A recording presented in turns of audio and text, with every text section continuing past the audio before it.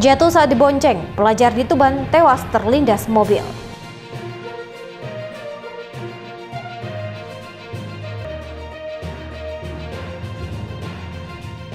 Siswa SMP di Lamongan tewas terjatuh di balkon musola.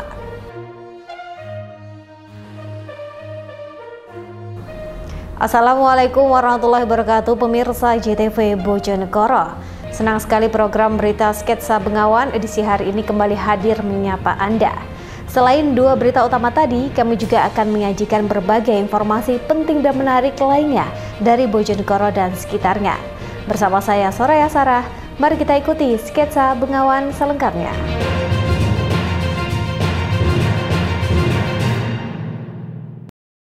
Pemirsa, kita awali berita yang pertama.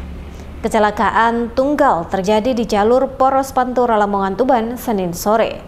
Mobil pickup bermuatan sandal jepit yang melaju dengan kecepatan tinggi menabrak pohon yang berada di kiri jalan. Akibat kejadian ini, sopir mengalami luka parah akibat terjepit bodi pickup yang ringsek. Kecelakaan tunggal terjadi di jalur Poros Pantura Lamongan Tuban, tepatnya di Desa Karangtinggil, Kecamatan Pucuk, Kabupaten Lamongan, Senin sore. Sebuah mobil pick-up menabrak pohon yang berada di kiri jalan. Kecelakaan ini bermula saat mobil pick-up Nopol AE 3292 SJ yang dikemudikan oleh Setiawan Rudi melaju kencang dari arah Babat ke Sukodadi, Lamongan. Pickup bermuatan sandal jepit ini tiba-tiba oleng dan menabrak pohon. Kerasnya benturan membuat mobil ringsek sehingga sopir terjepit. Warga yang datang langsung mengevakuasi korban yang mengalami luka parah pada bagian kepala. Korban langsung dilarikan ke rumah sakit terdekat untuk mendapatkan pertolongan medis. Ini tadi ada mobil pickup dari mana? Dari sandal dari timur mau ke barat. Terus kenapa kok sampai gini, Mas? Ini kayaknya oleng, Pak. Oleng ya? Oleng dan kecepatan tinggi nabrak pohon. Terus orangnya gimana, Mas, kondisinya? Orangnya luka-luka. Bagian mana? Bagian kepala sini, Pak. Parah gitu? Lumayan sih kalau parahnya. Hingga kini mobil pickup yang mengalami kecelakaan tunggal ini masih berada di lokasi kejadian sambil menunggu dievakuasi petugas menggunakan mobil derek. Zulkifli Zakaria, JTV, Lamongan. Sementara itu, seorang pelajar SMP meninggal dunia di lokasi kejadian setelah terlindas mobil TAF di Jalan Raya Kerek Montong, Kabupaten Tuban, Senin siang. Kecelakaan ini terjadi setelah korban terjatuh dari motor saat dibonceng temannya. Kecelakaan maut terjadi di Jalan Kerek Montong, tepatnya di Desa Jarorejo, Kecamatan Kerek, Kabupaten Tuban, Senin siang. Seorang pelajar SMP meninggal dunia setelah tertabrak dan terlindas mobil TAF yang melaju dari arah berlawanan. Oleh petugas, korban yang diketahui bernama Rehan, 13 tahun, warga desa Montong Sekar, Kecamatan Montong, Kabupaten Tuban ini langsung dievakuasi menuju kamar jenazah RSUD Dr. Kusma Tuban. Kecelakaan bermula saat motor Vario bernopol S4241 GK yang dikemudikan Gabriel Ozora, 13 tahun, berpenumpang Rehan melaju dari arah utara ke selatan. Sesampainya di lokasi kejadian, diduga pengendara motor kurang konsentrasi dan melakukan pengereman mendadak. Kondisi ini membuat korban Rehan yang dibonceng di belakang terpental jatuh ke jalur kanan. Naas dari arah berlawanan melaju mobil Daihatsu TAF bernopol W1829BG yang dikemudikan Abdul Munif Effendi. Karena jarak terlalu dekat, kecelakaan tak terhindarkan. Akibat kecelakaan ini, pengendara motor mengalami luka ringan. Sementara korban yang terpental meninggal dunia di lokasi kejadian akibat tertabrak dan terlindas mobil. Itu antara mobil sama apa, Mas? Mobil sama sepeda motor, Mas. Itu kondisi anaknya gimana? Kalau kondisi anaknya yang satu luka-luka, yang satu meninggal di tempat. Itu kira-kira kejadian jam berapa, Mas? Kalau kejadian jam 1, kurang lebih jam 1. Sementara itu, Kanit Gakum Satlantas Polres Tuban Ibda Eko Sulistiono mengungkapkan sebelum tabrakan mobil TAF sempat menghindar ke kiri hingga nyaris masuk parit. Namun karena jarak terlalu dekat, kecelakaan antar mobil dan motor ini tak terhindarkan. Semula dari kendaraan SPM Vario ini dikemudikan oleh Gabriel Azura berpenumpang Raihan. Nah, berjalan dari arah utara ke selatan, mereka kurang konsentrasi pada saat mengemudikan kendaraan, melakukan pengereman mendadak. Pada saat pengereman mendadak ini, yang dibonceng bernama Raihan ini terjatuh ke kanan, masuk di lajur kanan. Pada pertepatan juga dari arah selatan ke utara, ada kendaraan MPP Daihatsu TAB yang dikemudikan oleh Abdul Munif Effendi. Karena pada saat bertepatan jarak sangat dekat, jadi tidak bisa terhindarkan kecelakaan tersebut. Akhirnya Raihan ini terbentur oleh kendaraan TAB tersebut. Sempat terlindas nggak? Sempat terlindas karena untuk menghindar ini sudah berusaha menghindar ke kiri, masuk agak ke parit, tapi tetap terjadi benturan terhadap Raihan. Kondisi korbannya? Kondisi korban luka dalam, terutama pada bagian dada. Meninggal dunia ya? Meninggal dunia di TKP. Pasca kejadian, unit Laka Lantas Polres Tuban langsung terjun ke lokasi untuk melakukan olah TKP dan meminta keterangan kepada sejumlah saksi. Guna kepentingan penyelidikan, seluruh kendaraan yang terlibat kecelakaan diamankan polisi. Ziki Muhammad, Husni Mubarak, JTV, Tuban. Pemirsa, nasib naas menimpa salah seorang siswa SMP di Kecamatan Babat, Kabupaten Lamongan. Korban meninggal dunia setelah terjatuh dari atas balkon musola sekolah saat bermain dengan temannya. Seorang pelajar SMP Muhammadiyah 26 Patihan Babat, Kabupaten Lamongan, terjatuh dari balkon musola asrama sekolah setempat pada Senin. Korban diketahui berinisial ANK, 14 tahun, asal Kecamatan Sukodadi, Lamongan. Peristiwa naas itu bermula saat korban mengajak dua temannya bermain di atas balkon musola yang ada di asrama sekolah setempat usai mengikuti ujian. Setelah beberapa saat bermain, salah seorang teman korban berpamitan untuk tidur. Sedangkan satu lagi temannya masih bersama korban di atas balkon yang kondisinya berlumut dan licin. Korban kemudian terpeleset dan jatuh dengan posisi kepala membentur lantai. Teman korban yang melihat hal ini berlari memberitahu pengurus asrama. Korban sempat dilarikan ke rumah sakit namun nyawanya tak tertolong. Kapolsek Babat AKP Sampun mengatakan kejadian ini murni karena kecelakaan dan tidak ada unsur kesengajaan. Selain itu, pihak orang tua korban juga menerima kejadian ini sebagai musibah sehingga jasad korban langsung dibawa pulang untuk dimakamkan. Siswa itu murni kecelakaan. Jatuh dari lantai 2, ya lantai 2, murni kecelakaan. Karena kejar-kejaran dengan rekannya. Itu di satu sekolahan atau di sekolahan, ya di sekolahan.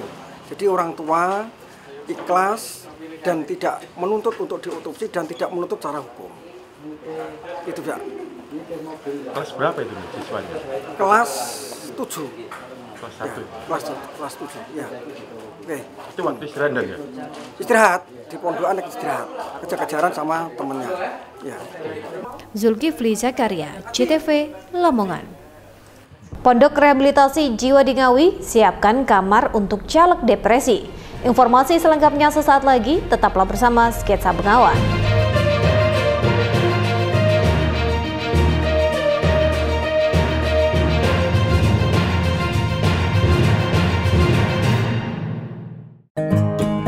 Penyakit tidak menular atau biasa juga disebut sebagai penyakit degeneratif.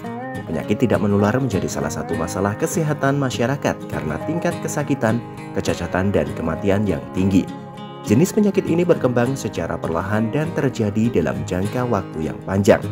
Penyakit degeneratif merupakan jenis penyakit yang muncul akibat perubahan fungsi sel-sel pada tubuh yang mempengaruhi fungsi organ. Penyakit degeneratif juga dapat muncul akibat perubahan usia. Penyakit tidak menular menimbulkan angka kematian yang tinggi tiap tahunnya dan dapat menjangkiti individu di berbagai usia maupun negara di seluruh dunia.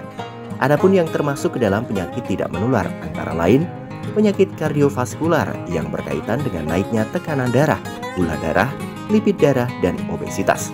Berbagai jenis kanker seperti kanker hati, kanker paru-paru, kanker serviks, kanker payudara, dan jenis kanker lainnya. Penyakit pernafasan kronis meliputi asma, hipertensi pada paru-paru, dan berbagai penyakit pernafasan lainnya. diabetes tipe 1 dan tipe 2, serta jenis penyakit tidak menular lainnya yang kerap ditemukan di sekitar kita, seperti Alzheimer, artritis, epilepsi, hemofilia, dan berbagai penyakit tidak menular lainnya.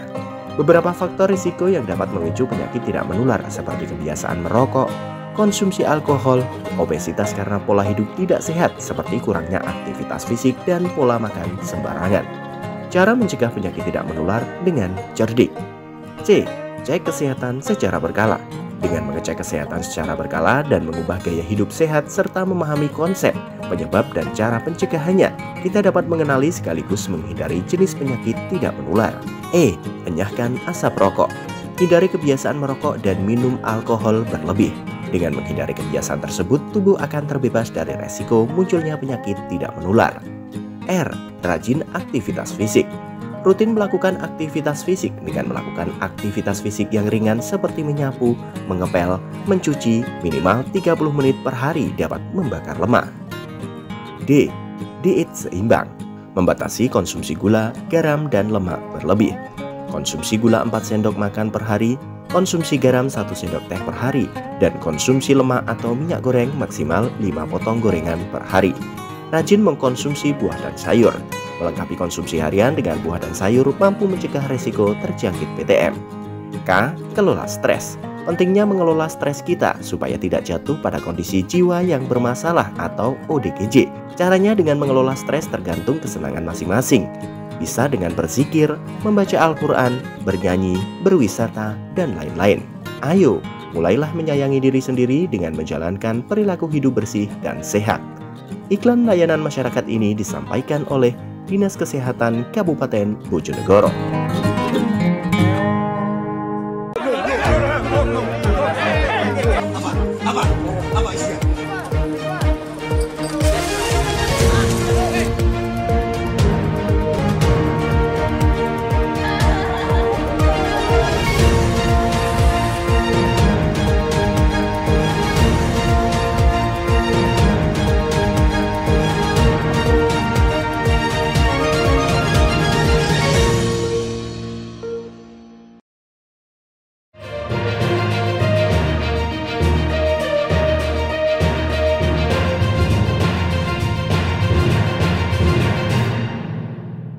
Terima kasih pemirsa, Anda masih bersama Sketsa Bengawan. Pondok Rehabilitasi Ashifa di Kabupaten Ngawi telah menyiapkan belasan kamar untuk caleg yang depresi bila gagal terpilih pada pemilu 2024 mendatang. Berbagai fasilitas juga akan diberikan mulai dari konseling, makan, terapi saraf, hingga minuman jamu. Pemilu 2024 mendatang tinggal beberapa bulan lagi. Pondok Rehabilitas Jiwa Ashifa yang berada di Desa Cepoko, Kecamatan Ngerambe, Kabupaten Ngawi, juga telah menyiapkan kamar untuk calon legislatif atau caleg yang depresi bila gagal berebut kursi panas atau gagal menjadi anggota legislatif. Dari 32 kamar khusus karantina mandiri yang berada di pondok tersebut, sebanyak 15 kamar disiapkan untuk caleg yang depresi. Di pondok ini juga memberikan fasilitas lainnya seperti makan 3 kali sehari, pemeriksaan kesehatan, konsultasi hingga terapi pijat saraf dan minuman jamu untuk pasiennya. Menurut Endah Megawati, pengelola Pondok Rehabilitas Ashifa mengaku jika Pondok Rehabilitas sudah siap menampung caleg yang gagal terpilih pada pemilu mendatang. Diakuinya mayoritas pasien yang dirawat di sini menderita depresi akibat berbagai macam masalah. Ashifa sudah mulai mempersiapkan kamarnya untuk bagi caleg yang tidak terpilih di tahun 2024 ini. Untuk fasilitasnya akan kami samakan mulai dari makan, tempat tidur, dan fasilitas yang lainnya. Kalau untuk caleg yang tidak terpilih, apakah ada terapi khusus atau gimana penanganannya? Kalau untuk terapinya tetap sama, biasanya kita melakukan terapi pijat saraf dan jamu tradisional. Memang mayoritas mereka karena depresi? Iya, mayoritas karena mereka itu depresi. Pondok Rehabilitasi Jiwa Ashifa tersebut mampu menampung hingga 250 pasien dari berbagai daerah. Saat ini, yang masih dirawat di pondok itu mencapai 187 pasien. Sebagian pasien telah sembuh dan telah dipulangkan ke rumahnya masing-masing. Ita Wahyu, CTV, Ngawi. Kita beralih ke berita lainnya pemirsa. Sejumlah logistik untuk pemilihan umum serentak tahun 2024 mulai tiba di gudang logistik KPU Kabupaten Lamongan. Meski demikian, KPU setempat masih kekurangan logistik kotak suara yang baru datang sebagian. Berbagai logistik untuk pemilu serentak 2024 mulai tiba di gudang KPU Kabupaten Lamongan. Di antaranya kotak suara, bilik suara, bantalan coblos, ATK, dan sejumlah perlengkapan pemungutan suara. Ketua KPU Kabupaten Lamongan, Mahrus Ali mengatakan logistik pemilu ini telah direncanakan secara matang, mulai dari perencanaan, pengadaan, hingga pengiriman ke gudang KPU. Meski demikian, hingga saat ini pihak KPU masih belum menerima surat suara karena masih proses pencetakan. Sementara untuk logistik lain dipastikan sudah lengkap, hanya saja untuk kotak suara, KPU Lamongan masih kekurangan. Karena dari total kebutuhan 19.419 kotak suara, baru dikirim sebanyak 1.400 kotak suara. Meski demikian, pihak KPU setempat optimis logistik pemilu 2024 terpenuhi dan lengkap pada bulan Januari 2024, sebelum selanjutnya dilakukan penyortiran. Pada prinsipnya untuk logistik itu kan mulai dari perencanaan sampai masalah pengadaan itu kemarin sudah dilaksanakan, dan dalam pengadaan sendiri kita ada 2 tahap ya. Tahap pertama dan tahap kedua, di mana untuk tahap pertama ini kita sudah terkirim baik kotak, bilik segel, kabel tis, tinta, dan bantalan ya, di mana itu semua sudah datang, tapi ada yang masih kurang, di mana yang kurang ini adalah kotak suara ya. Di mana kotak suara sendiri ya diketahui untuk pemilu 2024 ini adalah adanya 5 kotak suara ya, baik itu untuk kotak suara Presiden Wakil Presiden, DPD, DPR RI, DPRD Provinsi maupun DPRD Kabupaten Kota. Zulkifli Zakaria, CTV, Lamongan. Pemirsa, Badan Pengawas Pemilu Bawaslu Kabupaten Tuban mencatat ada sebanyak 1.801 alat peraga kampanye atau APK yang melanggar pada masa kampanye. APK tersebut kedapatan dipasang di kawasan lembaga pendidikan hingga dipaku di pohon. Menindaklanjuti hal itu, Bawaslu mengeluarkan surat rekomendasi agar segera dilakukan penertiban.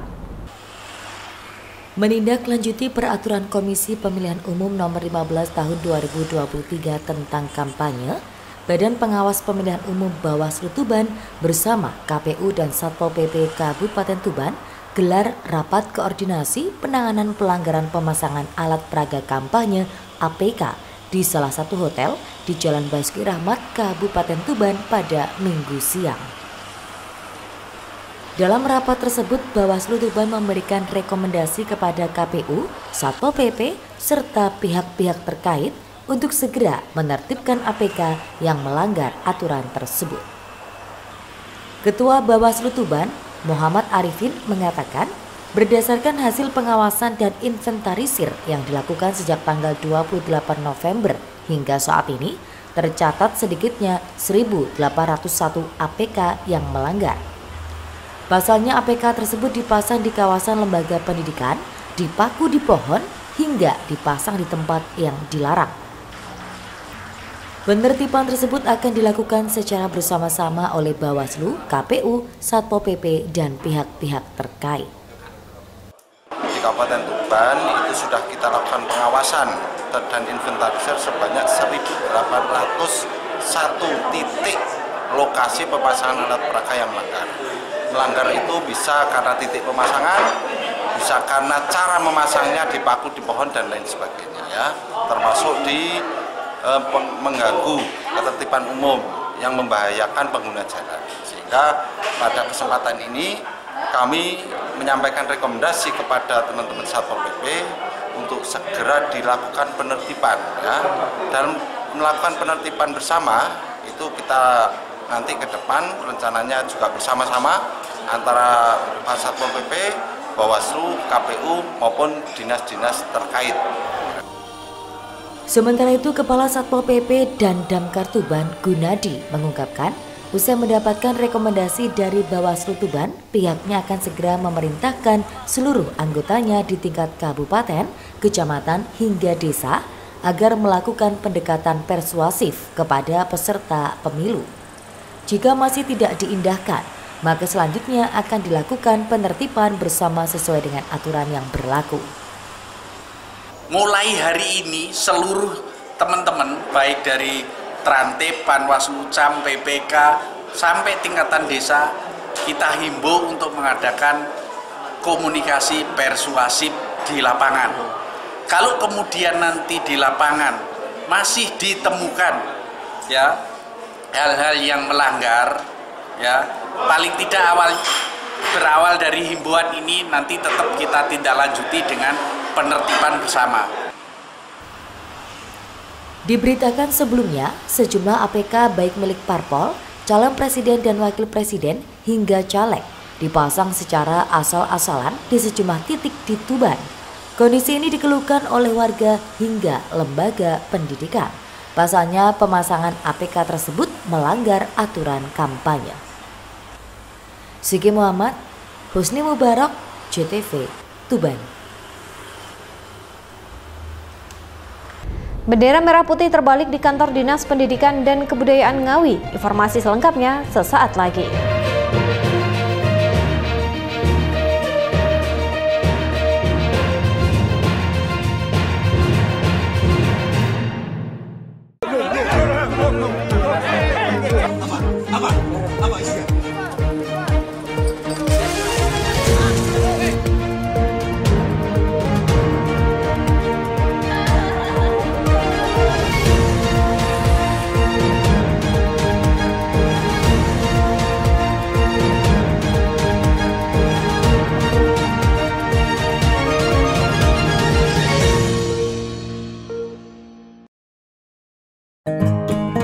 Penyakit tidak menular atau biasa juga disebut sebagai penyakit degeneratif.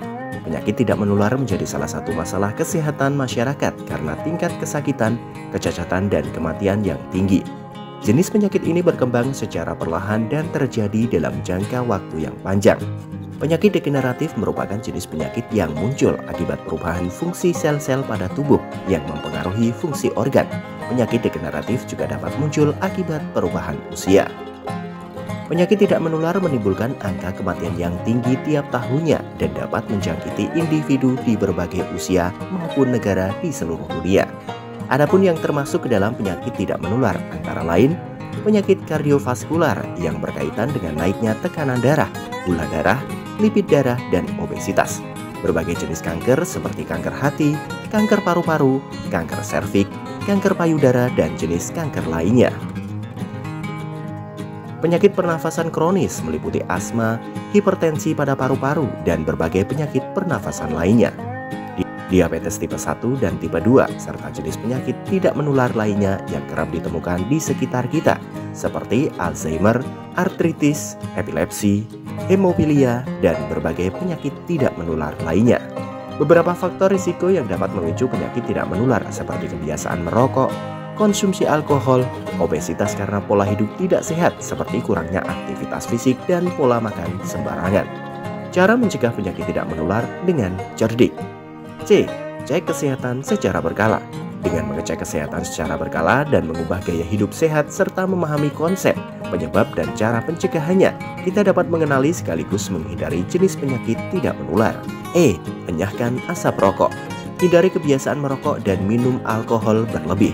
Dengan menghindari kebiasaan tersebut, tubuh akan terbebas dari resiko munculnya penyakit tidak menular. R. Rajin aktivitas fisik. Rutin melakukan aktivitas fisik dengan melakukan aktivitas fisik yang ringan seperti menyapu, mengepel, mencuci, minimal 30 menit per hari dapat membakar lemak. D. Diet seimbang. Membatasi konsumsi gula, garam, dan lemak berlebih. Konsumsi gula 4 sendok makan per hari, konsumsi garam 1 sendok teh per hari, dan konsumsi lemak atau minyak goreng maksimal 5 potong gorengan per hari. Rajin mengkonsumsi buah dan sayur. Melengkapi konsumsi harian dengan buah dan sayur mampu mencegah resiko terjangkit PTM. K. Kelola stres. Pentingnya mengelola stres kita supaya tidak jatuh pada kondisi jiwa yang bermasalah atau ODGJ. Caranya dengan mengelola stres tergantung kesenangan masing-masing. Bisa dengan berzikir, membaca Al-Quran, bernyanyi, berwisata, dan lain-lain.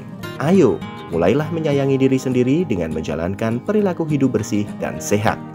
Iklan layanan masyarakat ini disampaikan oleh Dinas Kesehatan Kabupaten Bojonegoro.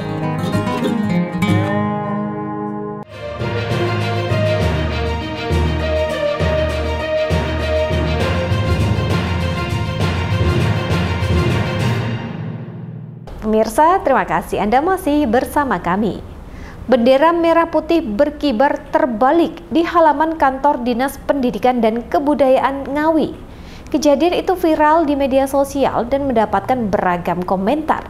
Pihak dinas mengaku kejadian tersebut karena kelalaian. Inilah video bendera merah putih terbalik di sebuah kantor instansi pemerintah daerah. Video ini viral di media sosial dan mendapat beragam komentar dari netizen. Saat ditelusuri, video bendera terbalik yang viral tersebut ternyata terjadi di kantor Dinas Pendidikan dan Kebudayaan Kabupaten Ngawi. Bendera yang terpasang terbalik itu masih tetap berkibar saat jam dinas pada Senin siang kemarin. Mengetahui kejadian ini, salah seorang pegawai Dinas Pendidikan dan Kebudayaan setempat langsung menurunkan bendera Republik Indonesia yang dipasang terbalik ini. Kemudian pemasangan bendera diperbaiki dan dikibarkan kembali. Duduk sini. Lumayan.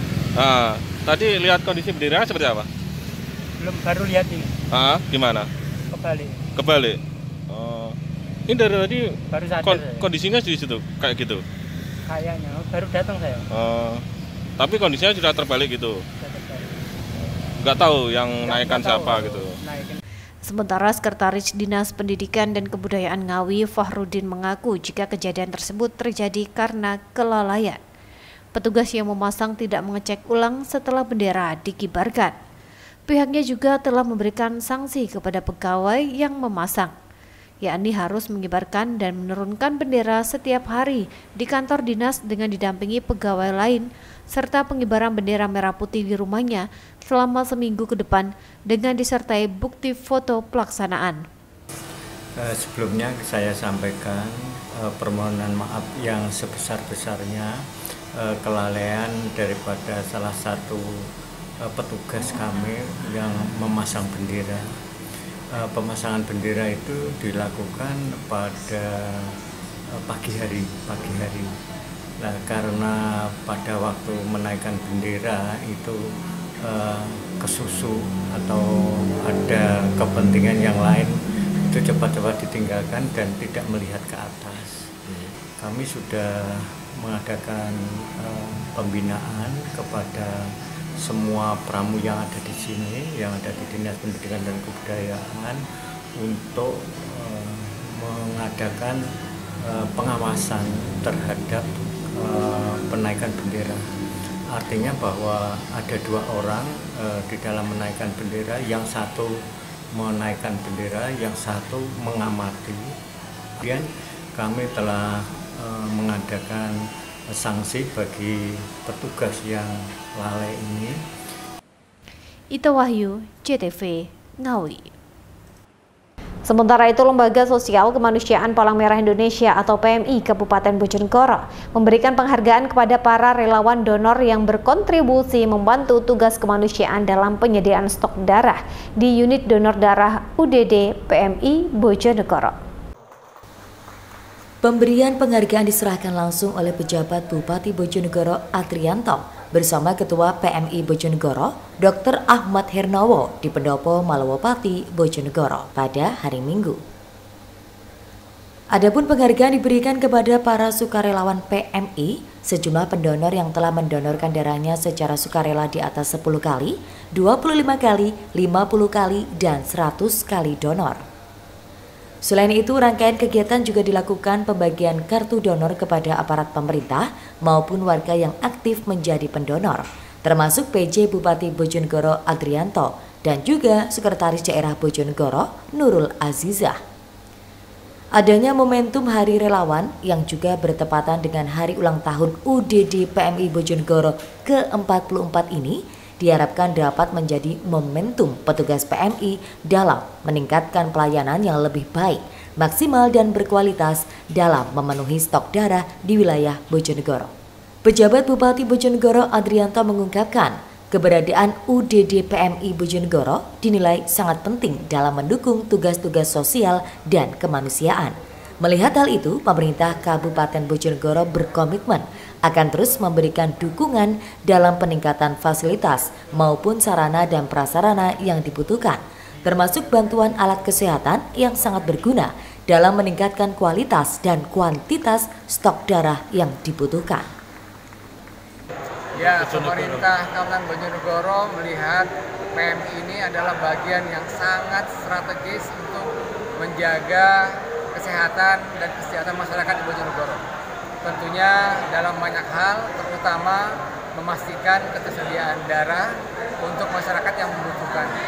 Sehingga pemerintah kabupaten terus mendukung kegiatan PMI, diantaranya tahun ini dengan memberikan hibah lebih dari 1 miliar, dan mudah-mudahan ini bisa dimanfaatkan secara baik, terutama nanti bagaimana terus meningkatkan ketersediaan darah yang cukup untuk masyarakat yang nanti membutuhkan. Melalui dukungan dari berbagai stakeholder termasuk Pemkab Bojonegoro, diharapkan bisa bermanfaat dan memberikan dampak positif untuk tugas-tugas kemanusiaan yang dilakukan PMI Bojonegoro kepada masyarakat. Samsul Alim, JTV, Bojonegoro. Kita beralih ke berita lainnya pemirsa. Dinas Lingkungan Hidup Kabupaten Ngawi terus berupaya melakukan terobosan terhadap pengelolaan sampah yang ada di TPA Selopuro setempat. Dari jumlah sampah yang masuk mencapai 35 ton per hari itu, kini dapat dimanfaatkan dari kandungan gas metan untuk masyarakat. Dinas Lingkungan Hidup DLH Kabupaten Ngawi membuat terobosan dengan memanfaatkan tumpukan sampah yang ada di TPA Selopuro setempat. Tahun ini dinas tempat telah membuat jaringan untuk suplai terhadap gas metan yang dihasilkan dari tumpukan sampah tersebut yang selanjutnya dapat dinikmati warga sekitar.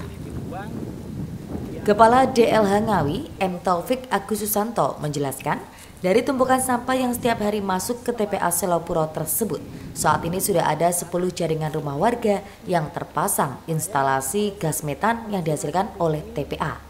Masyarakat dapat memanfaatkan secara gratis untuk memenuhi kebutuhan masak sehari-hari. Ditargetkan pada tahun depan secara optimal mampu mencukupi kebutuhan terhadap 60 rumah warga yang ada di sekitar TPA.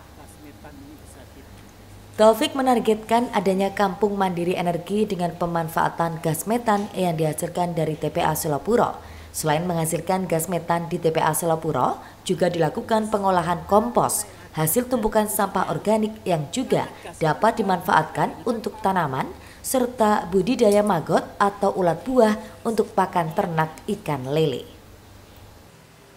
Gas metan ini akan kita gunakan untuk mendorong atau masyarakat supaya menggunakan gas metan untuk kegiatan masak-memasak sehari-hari. Kami memang belum banyak, karena tahun ini kita baru membuat instalasinya. Ini masih kurang lebih 10 lah yang dilayani dari TPA ini ke masyarakat. Target kami tahun depan kita akan tambahkan instalasi untuk masyarakat sekitar TPA Selopuro. Target saya karena dengan kekuatan gas kita itu ada dari yang ada mampu untuk digunakan sekitar 40. Target kami sampai 60 lah. Seperti diketahui, hampir setiap hari 35 ton sampah yang mayoritas dihasilkan rumah tangga masuk ke TPA Selopuro. Optimalisasi pemanfaatan sampah menjadi barang bermanfaat terus dilakukan agar dapat membantu masyarakat. Ito Wahyu, JTV, Ngawi. Pemirsa, berita tadi sekaligus menjadi penutup kita dalam sketsa Bengawan edisi hari ini. Jangan lupa untuk memfollow akun media sosial kami di bawah ini. Untuk kritik dan saran dapat Anda sampaikan melalui alamat email di bawah ini. Akhir kata, saya bersama kerabat kerja yang bertugas pamit undur diri dari hadapan Anda. Wassalamualaikum warahmatullahi wabarakatuh. Salam CTV Bojonegoro.